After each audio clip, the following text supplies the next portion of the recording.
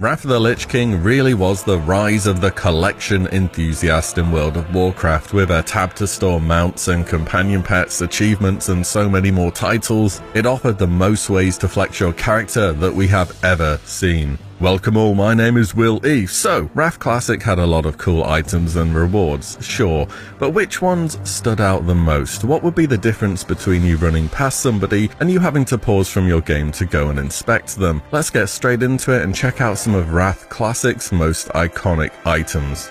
When you think of icons of an expansion, it's easy to default to the big mounts or titles, but often I find myself looking back and remembering the trinkets which made it a memorable experience. Whether that's for the right reasons or the wrong reasons. Looking at you, Arcana Crystal. For Wrath Classic, there are two in particular which come to mind. One is available right from day one of the expansion, the other towards the end. The first is Darkmoon Card Greatness. For a change, this is an item made through the new profession Inscription. Instead of being a drop from a raid or a dungeon, you have to assemble the Nobles deck by combining the Ace through 8 of Nobles, which can then be turned in at the Darkmoon Fair next time they are in town. In return, you're offered one of 4 trinkets, but each carry a solid amount of main stat and a huge proc on top of that. This trinket remains memorable, as for some classes you will wear this for a solid portion of the expansion. It's just really hard to replace. On the downside, everybody knows how amazing it is nowadays, so expect the cost of this early into the expansion to set you back a lot of gold. The other trinket I want to talk about comes alongside Icecrown Citadel releasing, and I have to say it is the trinket that most people will remember from Wrath, as not only being a best in slot item, but one that changes your appearance too. I'm of course talking about the Deathbringer's Will. It's another BIS trinket for PvE, though also widely used in Arena too. Where it stands out is the proc changes your model for the duration. Vrykul gives bonus strength, Iron Dwarf gives armor penetration, Tuskar crit rating, and so on. Expect more or less every single class that does physical damage to be after this trinket when ICC drops.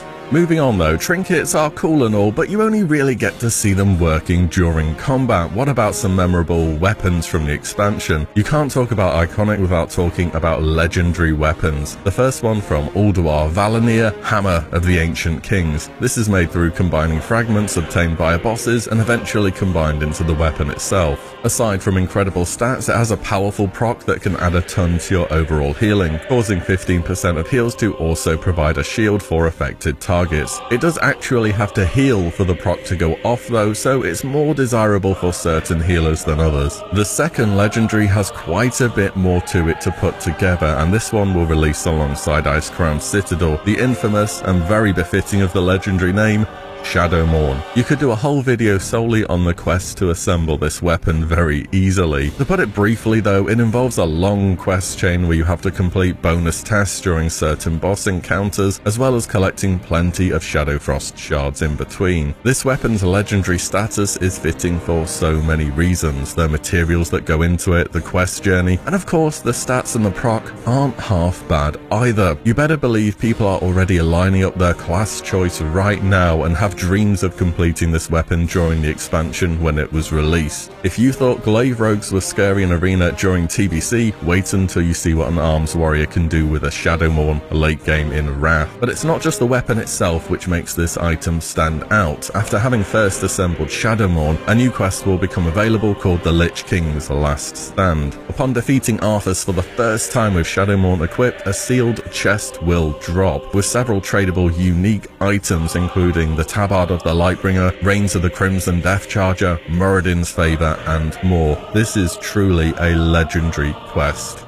You can't talk about Wrath and iconic items and not start to talk about mounts somewhere, and there is one mount, or Drake I should say, in particular that would have people creating patrol routes, recording respawn and kill times, and setting alarms for the chance to claim this elusive prize for themselves. Flying high in the Storm Peaks is one of the original open world rare mounts, the time-lost Proto-Drake.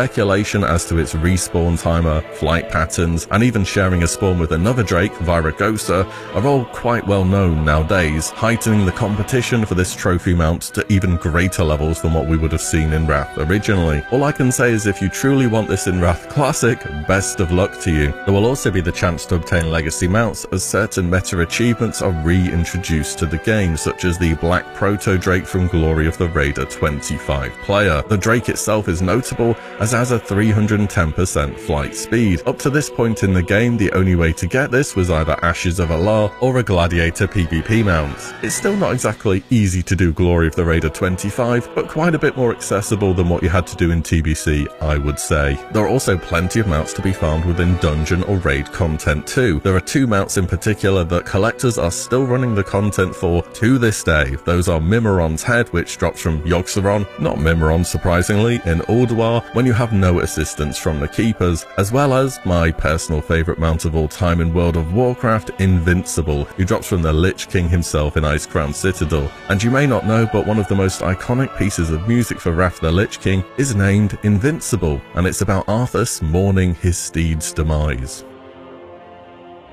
One of the first things that players will chase when we board the boats to Northrend will be the Realm First achievements. Though they're not as visible as having a mount or a title, you better believe people have been optimizing and planning routes for a long time now to get these. Wrath was the first expansion to release this feature and give players something extra for being the first to the finish line. And there were Realm First achievements for all kind of things: Realm First Grandmaster Angler, first to level 80 Orc, first to level 80 Shaman. If it was something you could be first at getting, there was probably a Realm First achievement for it too. More interestingly will be the Realm First Raid achievements, because these do have titles associated with them. The first group of players to defeat Kel'Thuzad in Naxxramas 25 man will earn Conqueror of Naxxramas. Realm First of Malygos 25 will reward the Magic Seeker. Expect some crazy fast clear times and competition on the larger servers among the more competitive guilds. These achievements are a one-time thing. You know what else is a one-time thing? The chance to subscribe to this channel right now for more Wrath Classic content.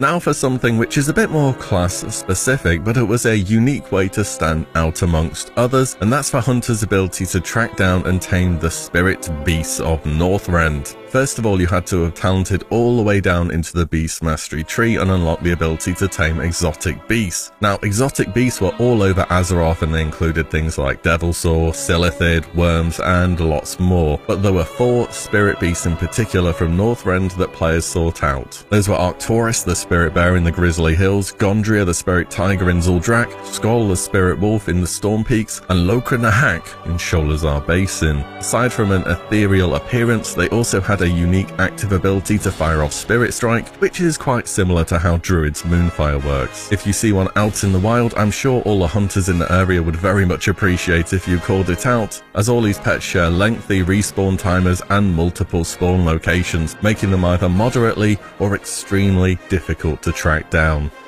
Now for an item that starts a very memorable and lengthy quest. It was released as a random drop from any of the Icecrown Citadel dungeons, those being Pit of Sauron, Forge of Souls, and the Halls of Reflection. I'm of course talking about the Battered Hilt. Very reminiscent of the Quell Sarah questline from Vanilla WoW, if you remember that, where initially you found a book as a random drop within Diamol that led you to reforging the blade in Onyxia's Breath and rewarded you a pretty solid tanking weapon. This particular item follows somewhat of a similar journey, where you undergo learning about the weapon, reforging the blade through Icecrown dungeons, and eventually taking it all the way to the Sunwell to purify it. The questline even has a different ending between Blood Elves and other races due to the blade's heritage and originally being a weapon of legend among the elves. At the end of the quest, you're able to choose from a number of different rewards that suit any class or playstyle. Whilst the reward can often be rather quickly replaced in Icecrown Citadel in terms of item level, it's still worth trying to get hold of a Battered Hilt so that you can experience the questline firsthand.